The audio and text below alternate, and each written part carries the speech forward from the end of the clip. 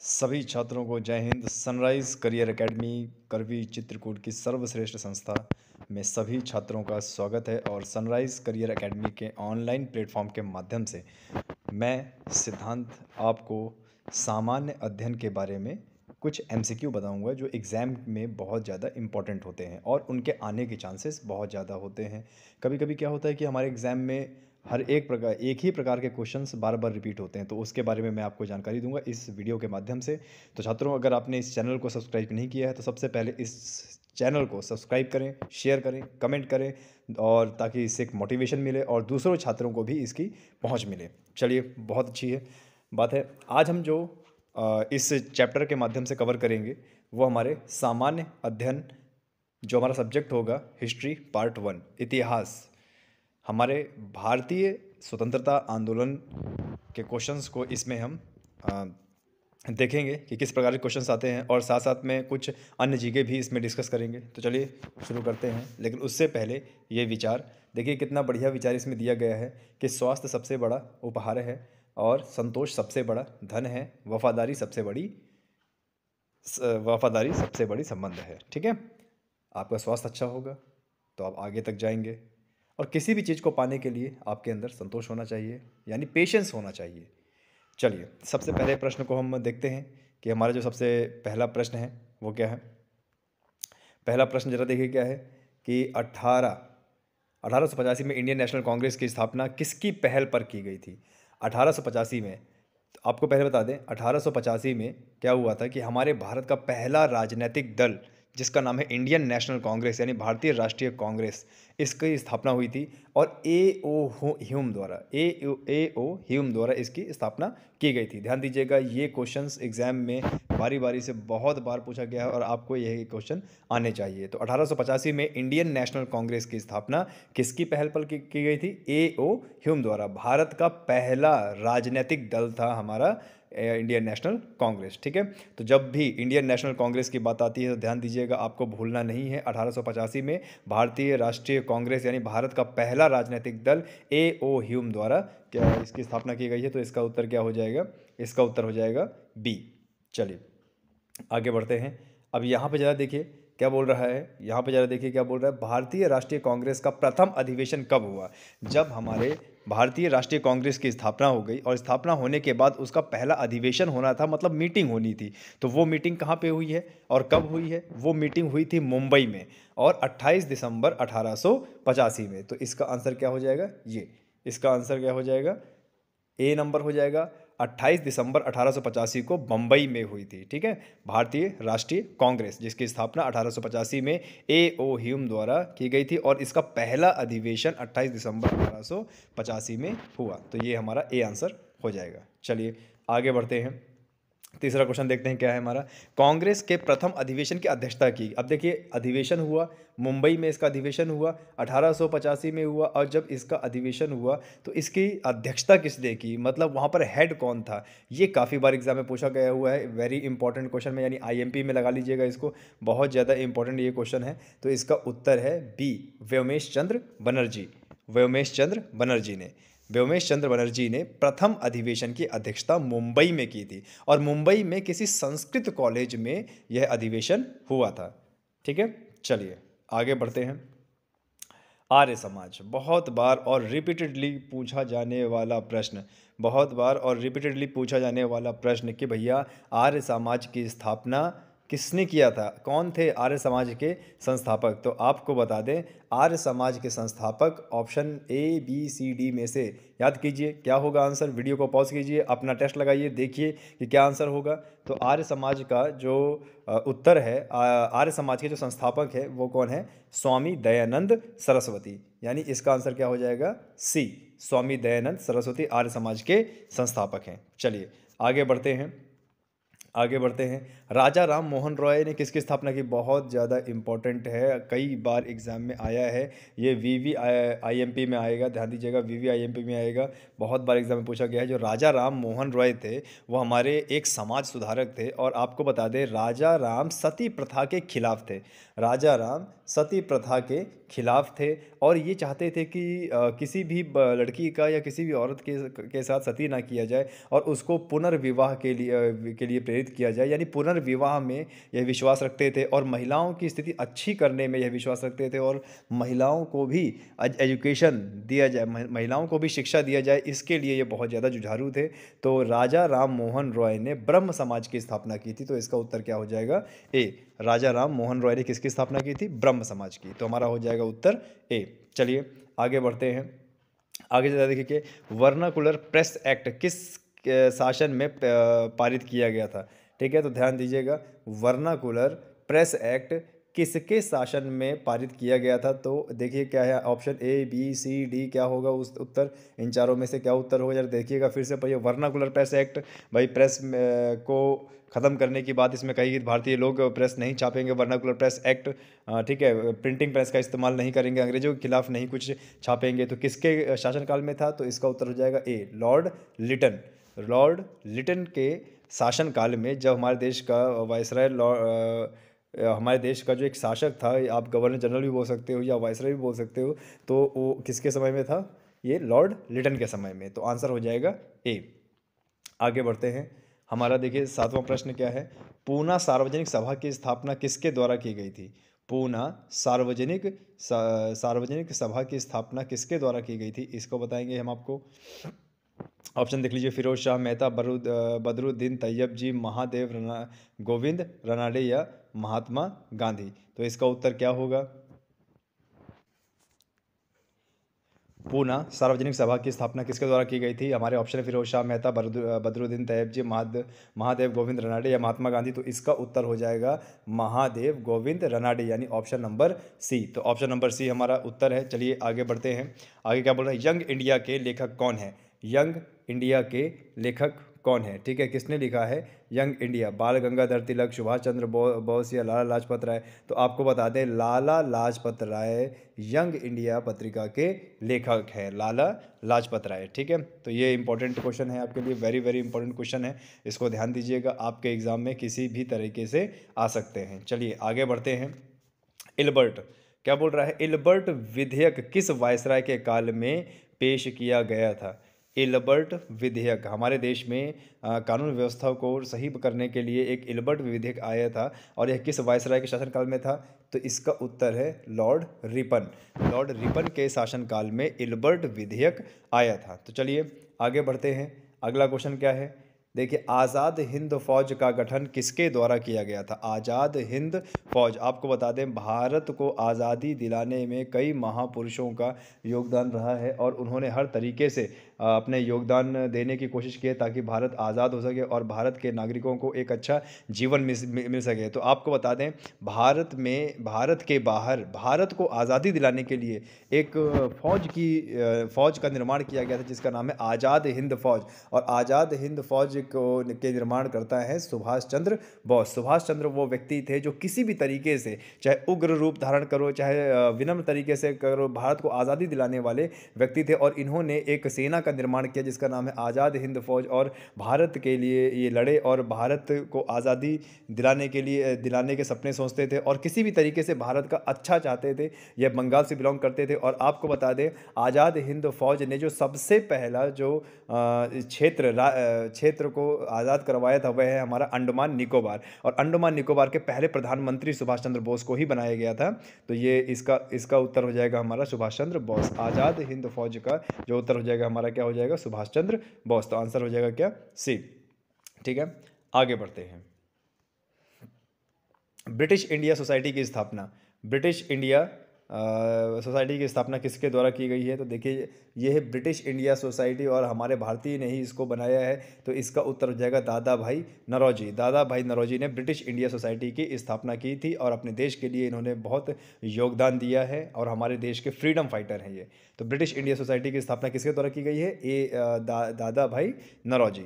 आगे बात करते हैं। 12वां नंबर क्या बोल रहा है जरा देखिए, भारत सेवक समाज के संस्थापक कौन थे? भारत सेवक समाज, ठीक है, यानी इंडियन सर्वेंट सोसाइटी भारत सेवक समाज के संस्थापक कौन थे? दादा भाई नौरोजी। अगेन उत्तर क्या है हमारा? दादा भाई नौरोजी। और दादा भाई नौरोजी ही वो व्यक्ति थे जिन्होंने भारत की अर्थव्यवस्था का पहली बार आकलन किया। किसने किया? भारत की अर्थव्यवस्था का पहली बार आकलन किया और ये बताया कि भारत की प्रति व्यक्ति आय कितनी रुपए है? 20 रुपए। 20 रुपए प्रति व्यक्ति आय। चलिए, तो इसका आंसर हो जाएगा बी। आगे बढ़ते हैं। भारत भारत में उग्र राष्ट्रीयता के उदय का कारण थे क्या क्या थे? हमारे भारत में उग्र रूप धारण करने जो युवा थे हमारे देश के, वो किसी भी तरीके से भारत को आज़ादी दिलाना चाहते थे। तो हमारे भारत के लोगों का जो उग्र रूप उन्होंने धारण किया था, उसका कारण क्या था? तो आपको बता दें, लास्ट में बीते जब आज़ादी हमें मिली थी, आज़ादी से 30-40 साल पहले, ये जिस तरीके से ब्रिटिश भारत में अलग अलग नियम लगा रहा था और हमारे देश के लोगों के मौलिक अधिकारों के हनन कर रहा था, मौलिक अधिकार दबाने की कोशिश कर रहा था, तो लोगों के अंदर एक एकता सी आई और उनको यही लगा कि अब कैसे भी करके भारत को आज़ाद कराना है, तो उन्होंने उग्र रूप धारण किया। लेकिन फिर भी हम देख लेते हैं कि इसके कारण क्या है। उदारवादियों की पद्धति से असंतोष थे, धार्मिक पुनरुत्थान और सांस्कृतिक नवजागरण और उपनिवेशों में भारतीयों के साथ दुर्व्यवहार। तो ये बिल्कुल सही है। तो उसका उत्तर क्या हो जाएगा? डी, यानी उपरोक्त सभी कारण थे। देखिए, आपको बता दें, जो भी हमारे देश में उदारवादी लोग थे, पहली बात तो इंडियन नेशनल कांग्रेस का दो भागों में विभाजन हो गया था सन 1905 में। गर्म दल और नरम दल। जो गर्म दल हुआ करता था वह थोड़ा सा उग्र रूप धारण करता था और जो नरम दल हुआ करता था वह प्रार्थना के मत्थे रहा करता था। तो जो उदारवादी हुआ करते थे वो जिस प्रकार से निवेदन किया करते थे कि भाई हमें आज़ाद कर दो, और उनका निवेदन सुना भी नहीं जाया करता था, तो उनसे वो थोड़ा सा असंतोष थे कि आपको इस तरीके से आज़ादी नहीं मिलने वाली। प्लस जिस तरीके से धार्मिक और संस्कृति का दोहन हो रहा था ब्रिटिश के आने से, उसका पुनरुत्थान करना था, और हमारे देश के लोगों का मौलिक अधिकार हनन हो रहा था। इसकी वजह से ये तीनों कारण सही हैं भारत में उग्र राष्ट्रीयता के उदय के लिए। तो चलिए आगे बढ़ते हैं।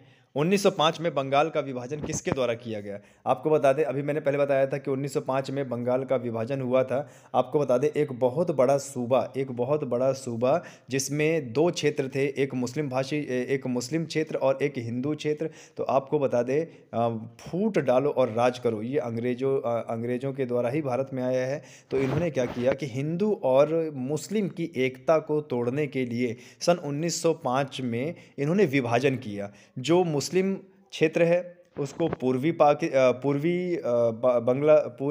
बंगाल बोला, और जो हिंदू क्षेत्र है उसको पश्चिम बंगाल बोला। और आज आपको बता दें, आज यही पूर्वी बंगाल सन 1971 से पहले पूर्वी पाकिस्तान था, फिर 1971 में इसको आज़ाद कराया गया, तो आज ये बांग्लादेश है। यही कारण है कि जो हमारा भारत में जो बंगाल है वह पूर्व में होते हुए भी हम उसको पश्चिम बंगाल बोलते हैं। तो आपको बता दें, 1905 में लॉर्ड कर्जन के शासनकाल में 1905 में लॉर्ड कर्जन के शासनकाल में यह विभाजन हुआ। तो ये उत्तर हो जाएगा इसका बी। बहुत ज़्यादा इंपॉर्टेंट है, VVIMP लगा लीजिएगा, बहुत ज़्यादा इंपॉर्टेंट है, कई बार एग्जाम में पूछा गया है। तो 1905 में बंगाल का विभाजन किसके द्वारा किया गया है? तो वो है उत्तर लॉर्ड कर्जन में। ठीक है, चलिए आगे बढ़ते हैं। उग्र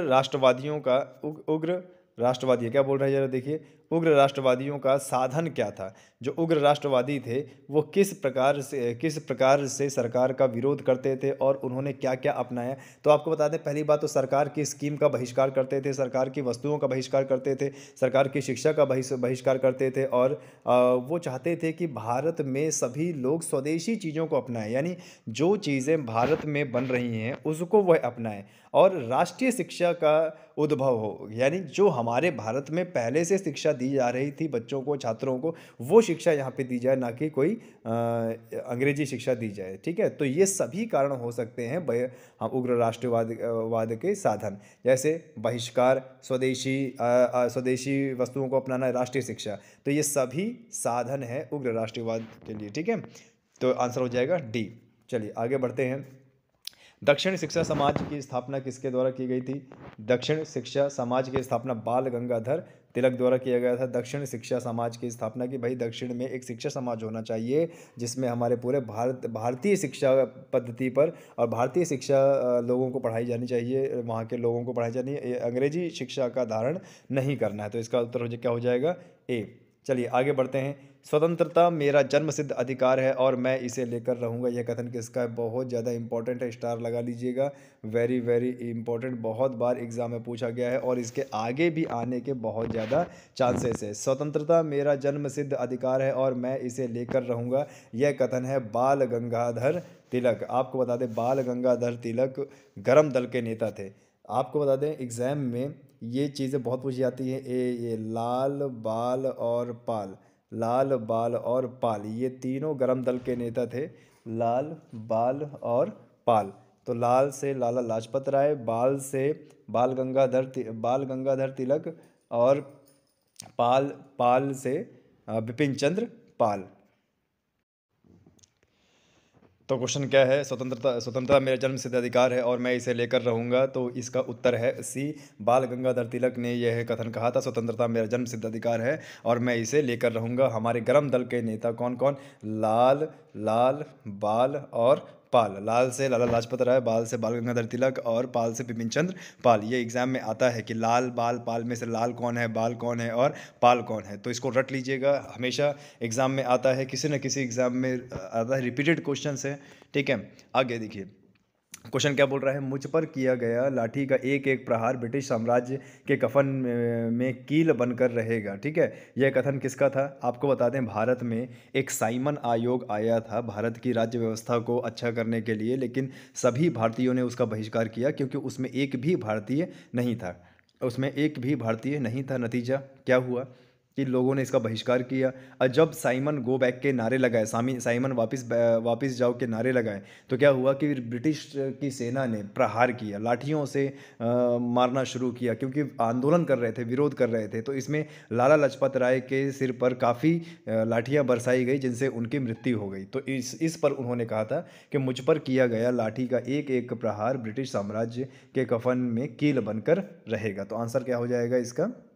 बी। आगे बढ़ते हैं। अमेरिका में गदर पार्टी की स्थापना किसने की? अमेरिका में गदर पार्टी की स्थापना बहुत ज़्यादा इंपॉर्टेंट है। अमेरिका में गदर पार्टी की स्थापना की थी लाला हरदयाल सिंह ने। ठीक है, तो लाला हरदयाल इसका उत्तर हो जाएगा। बहुत ज़्यादा इंपॉर्टेंट है, स्टार है, वीवीआईपी, कई बार एग्जाम में आया है। ठीक है, ध्यान दीजिएगा। आगे बढ़ते हैं। कांग्रेस के उदारवादी व उग्रवादी नेताओं में वास्तविक रूप से विभाजन किस अधिवेशन में हुआ? देखिए बहुत ज़्यादा इंपॉर्टेंट है। कांग्रेस के उदारवादी में, यानी आगे चल के कांग्रेस का क्या हो गया था? विभाजन हो गया था।